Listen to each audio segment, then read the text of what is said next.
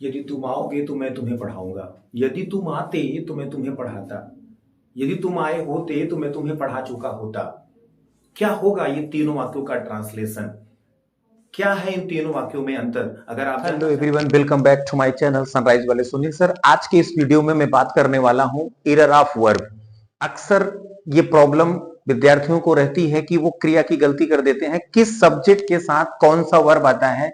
और generally problem को झेल रहे हैं बच्चे, इसको दूर किया जाएगा आज के इस वीडियो में। आप हमारे साथ बने रहें और हम आपको बताएंगे कैसे ही सेंटेंस को देख के आप विद इन सेकेंड आप पहचान जाएंगे कि इसमें कौन सा वर्ब आना चाहिए, किस टेंस के साथ में कौन सा टेंस जुड़ता है, जब एक क्लास के साथ दूसरा क्लास आता है तो उसका क्या अपना रूल होता है। ये सारी बातें आज की इस एक वीडियो में मैं कवर करने वाला हूं। आप हमारे साथ इस वीडियो में लास्ट तक बने रहे। ज्यादा समय ना लेते हुए चलिए शुरू करते हैं आज का ये वीडियो।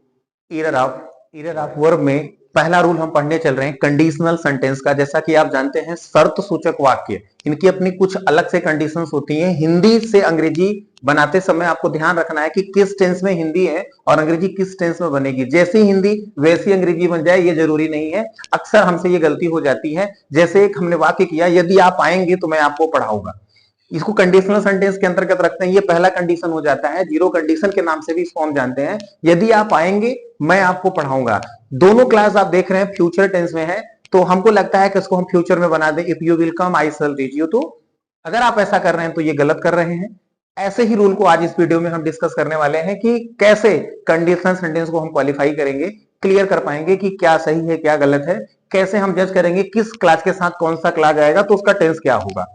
जैसे हमने आपको बताया कंडीशनल सेंटेंस में पहला कंडीशन होता है कि जब प्रिंसिपल क्लास में शर्त बताई जाए तो शर्त वाले क्लास को हम प्रेजेंट टेंस में रखते हैं और उसके साथ आया हुआ परिणाम उसको हम फ्यूचर इंडेफिनिट में रखते हैं। एग्जांपल से समझते हैं। जैसे हमने कहा यदि ये इसका परिणाम हुआ, जब शर्त के साथ परिणाम होता है तो कंडीशनल सेंटेंस में इसको शर्त वाले वाक्य को प्रेजेंट इंडेफिनिट में ट्रांसलेट करना चाहिए।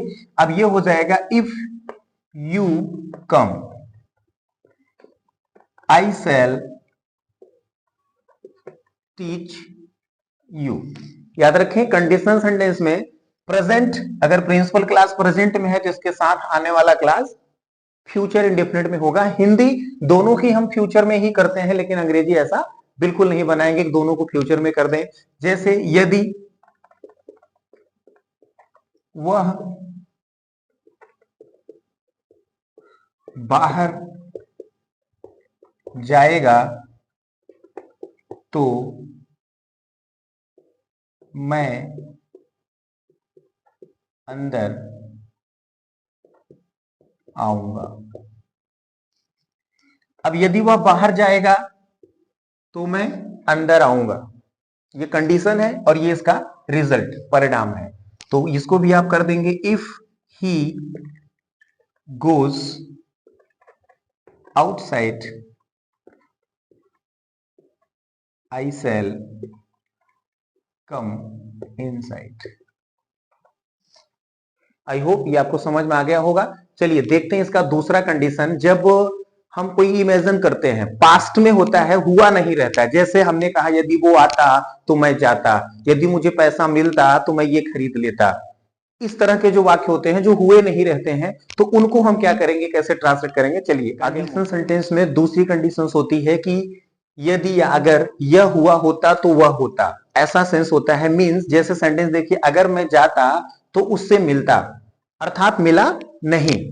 ये पास्ट में ही हो जाता है लेकिन हुआ नहीं रहता है। ऐसा सेंस जब आता है तो प्रिंसिपल क्लास, पहले क्लास को इसमें हम पास्ट इंडेफिनिट में करते हैं और दूसरे को भी पास्ट में कर देते हैं, सेल का सूट बिल का उठ करके। तो ये हो जाएगा अगर मैं जाता, इफ आई वेंट, तो उससे मिलता, I would meet him. If वह आता, या अगर वह आता तो इफ ही केम, मैं उसे डांटता, आई वुड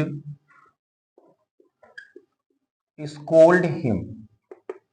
इस रूल को आप याद रखेंगे। जैसे अगर पहला क्लास पास्ट में हो गया, पास्ट इंडिफिनिट या सिंपल पास्ट, पास्ट कंटिन्यूअस मतलब पास्ट है तो इधर हम वुड के साथ वर्ब का फर्स्ट फॉर्म कर देंगे। ये हमारा दूसरा रूल हुआ। पहले में हम लोगों ने चर्चा किया था अगर यहां पे प्रेजेंट था तो इसके साथ में विल या शैल का वर्ब का फर्स्ट फॉर्म हुआ था। दोनों में डिफरेंस क्या हुआ? अगर दोनों फ्यूचर में होते हैं हिंदी, एक में कंडीशन रखी जाए और दूसरे में उसका शर्त कि परिणाम दिया जाए, तो वो पहला कंडीशन वाला हम प्रेजेंट में करते हैं और परिणाम वाला हम फ्यूचर में कर देते हैं। लेकिन शर्त के बाद जो परिणाम बताया जा रहा है वो हुआ ना होता, तो उस सेंस में हम शर्त वाले को पास्ट में करते हैं और उसके साथ वुड के साथ वर्ब का फर्स्ट फॉर्म कर देते हैं। ये होता है दूसरा। जैसे हमने एग्जांपल में बताया अगर मैं जाता तो उससे मिलता, ना गया ना मिला। अगर वह आता तो मैं उसे डांटता, अर्थात मैंने डांटा नहीं। अगर मैं प्रधानमंत्री होता तो मैं आपको अपनी पावर दिखाता। इसको आप हमें कमेंट करके बताएंगे कि क्या हो जाएगा। अगर मैं प्रधानमंत्री होता तो मैं आपको अपनी पावर दिखाता। चलिए ये आप हमें कमेंट करके बताएंगे। देखते हैं हम लोग तीसरा टाइप कंडीशनल सेंटेंस का कि तीसरा रूल क्या है। आपको अगर समझ में आएगा दूसरा की ही तरह तीसरा भी होगा। तीसरे में क्या करेंगे? सेंटेंस होगा यदि या अगर यह हुआ होता तो वह होता, ना होके यहां हिंदी होती वो हो गया होता या चुका होता। अर्थात आपको थोड़ा सा यहां डिफरेंस दिखेगा कि दोनों में पश्चाताप की बात होगी, पछतावा होगा, ऐसा सेंस आएगा। जैसे अभी मैंने कहा कि यदि मैं गया होता तो उससे मिलता। मैं सेंटेंस बोलूं यदि मैं गया होता तो उससे मिला होता। एक तो ये हो गया, ये दूसरे टाइप में मैंने आपको बताया, तो आपको इसको ट्रांसलेट कर लेना है। If I went I would meet him. अब ये सेंटेंस अगर मैं ऐसे बोलूं कि यदि मैं गया होता तो उससे मिल चुका होता। यदि मैं दवा खाया होता तो ठीक हो गया होता। अर्थात यहां पे सेंस में समझिए, यदि मैं गया होता तो उससे मिला होता, मिलता होता, बस इतने सेंस में हुआ नहीं। लेकिन उसी बात पे थोड़ा सा पश्चाताप दिख रहा है कि अगर ऐसा कर दिया होता तो ये हो चुका होता, लेकिन किया नहीं, कर देना चाहिए था। ऐसा सेंस अगर आपको आ रहा है तब ये हो जाता है आपका तीसरा टाइप। इसमें अनुवाद करने के लिए क्या करेंगे? इधर आप पास्ट कर देंगे, पास्ट परफेक्ट में, और उधर वुड हैव वर्ब का थर्ड फॉर्म कर देंगे। जैसे यदि मैं गया होता तो ये हो जाएगा if I had gone there. यदि मैं वहां गया होता, या यदि मैं गया होता, वहां नहीं तो देयर जाने दें। यदि मैं गया होता, if I had gone I would have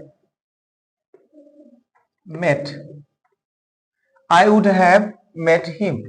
यदि मैं दवा खाया होता तो मैं ठीक हो गया होता। If I had taken medicine, if I had taken medicine I would